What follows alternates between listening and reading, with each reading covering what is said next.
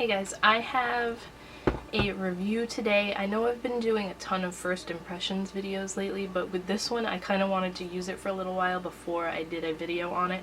So this is the Urban Decay Full Spectrum palette. I'm sure you've seen this everywhere. It's like all the rage right now because they very rarely do rainbow brights. The last one they did, that was the electric palette. And this one is pretty much like, the packaging reminds me of a bigger version of the, what is their one that just came out? The Naked Ultimate Basics, where it's got like the raised lines on it, except it's black and it's got this really pretty rainbow UD logo. Then it has a little, the closure is kind of annoying. It's not like a, it is magnetic, but it has this little tiny lip on the bottom that you have to pull down. It has a big mirror, full-size mirror, don't want to really blind you with that. But the colors are gorgeous. It does come with this that I took out because it's going to fall when I hold it up. Double-ended brush that says Full Spectrum on it in rainbow. So it just has like a little smudger brush on this end and a blending brush or crease brush. I've never been the biggest fan of their brushes. I say that every time I get a palette and it has one of their brushes in it, but it's just like, I don't know, I don't like the bristles feel very plasticky and just like, I don't know, I never have success applying makeup with their brushes. Now the first thing I thought when I saw this was it looks exactly like the Mi Vida Loca remix from Kat Von D last year, but upon like receiving it and getting it, having them side by side, there's really not that much that's similar other than the fact that they're both rainbow palettes, because Kat Von D has so many more mattes. Like the majority of this palette is matte shades, and Urban Decay doesn't do matte all that often, so even the ones they say are matte are still satiny. So I mean, side by side, there is no bright yellow in the Kat Von D palette other than that, what's that called, Fran color, and it's not as bright as the yellow that's in Urban Decay. And then with the Kat Von D one you also have neutrals, and there's no neutrals in here other than the shiny black and then the white on the bottom. So side by side, I can't really get them, there we go, both in the frame. But if you did miss out on this one, and I know so many people had commented on my video that I did of this last year saying they were so bummed that they missed out on it, this is kind of like a, I guess it can quench your rainbow palette need, if you want to put it that way. Can't get it back in here now. So that's first off. Not a ton of similarities, even though at first glance they look quite similar. There are 21 shadows total in here, and I'm going to do swatches of all of them for you, give you my thoughts.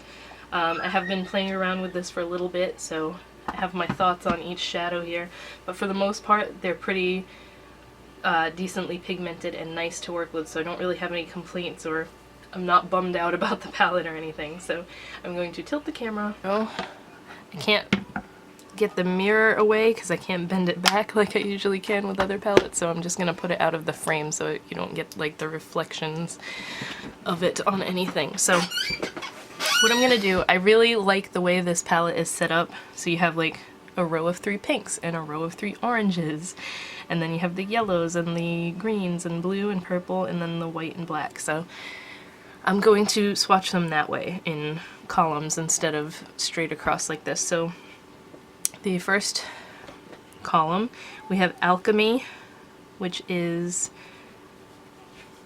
a satiny, almost like a ruby shade. It's more pink than red though. We have that one. That's one swipe. Then we have Gossip. This one's really pretty. It's a hot pink, and it has little silver and pink shimmers in there. That would make a really pretty blush, actually. And Paranoia, which is more of a purpley toned pink. A very pale, light shade, but it's got a lot of sheen to it. So those are the pinks. Then we have Warning, which is like a coppery orange shade. That one's almost got like a metallic finish to it. Yeah, that's definitely a metallic. Then Seas, which is more of a coral. It has like a little bit of iridescence to it when it hits the light. And then Jones, which is a bright orange, and this one is another like metallic finish. Not overly metallic, but it's definitely got that, you can see it when it hits the light. So those are the oranges. Then for the yellows, well, this top one isn't very yellow. It's like a, it's got a very dry texture. This is the only one that I'm kind of iffy about. But it is pigmented, so I mean it's a black and gold with gold sparkles in it, and it does apply nicely, so other than the fact that it feels dry, it's not actually hard to work with or anything. Calavera is a bright yellow. This is one they definitely should have had in the electric palette because I thought it was missing the yellow. And as far as yellows go, it's pretty bright and pigmented. It's not matte, which I really like matte yellows, but they're hard to find. It is super bright, but it has little yellow shimmers in it. I don't know how well you can see. You can really only see it if you get close up. When you wear it on the lids, it does look pretty much matte, so no complaints about that. And then we have Goldmine, which is a very pale gold. It's almost like a, looks like it's glowing. That one's more of a sheer finish as well.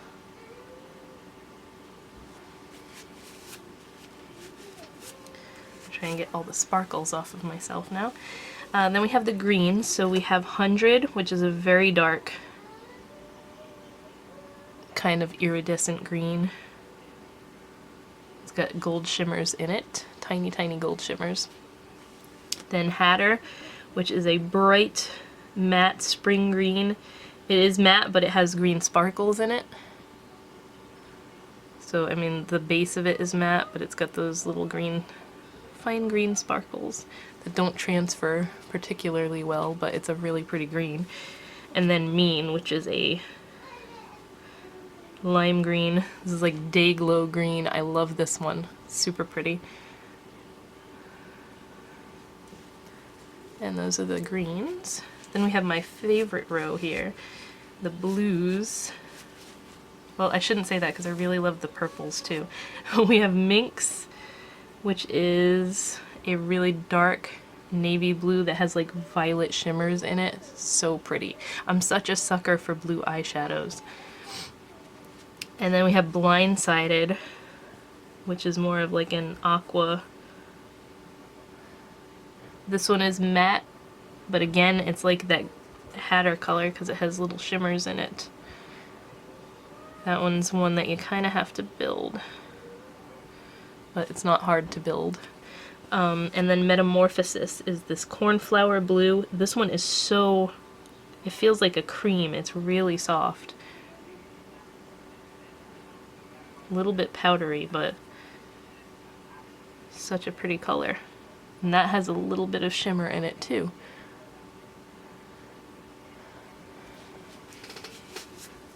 I'm not sure which ones they're describing as mattes because I don't have the color description in front of me, but there's none that are like truly, truly matte. I mean, Delirious is, and I think the white, but that's about it. So anyway, Delirious, really dark plummy purple. I grabbed way too much of that because that one's very soft, but that's a really pretty color for like the outer corner or the crease. Sketch is a nice like bright purple with an iridescence to it. A lot of times when they do colors like this, they're not super pigmented, but this one's really nice. And then probably my favorite shade in the whole palette is Faded. You don't see this too much. It's like a purple with gold shimmers in it, and it's so pretty. Actually, it's like a lavender. That is such a pretty color. I've used this all over the lid with this in the outer corner, and it's such a pretty combination. that's what that looks like. I want you to be able to see the glitter in there because it transfers really well. It's so pretty. And then the last column we have Platonic, which is like a gunmetal with silver sparkles in it. That one's got a bit of a drier feel to it too. Very sparkly though. And then Iced. This one's got like a sheer finish to it. It's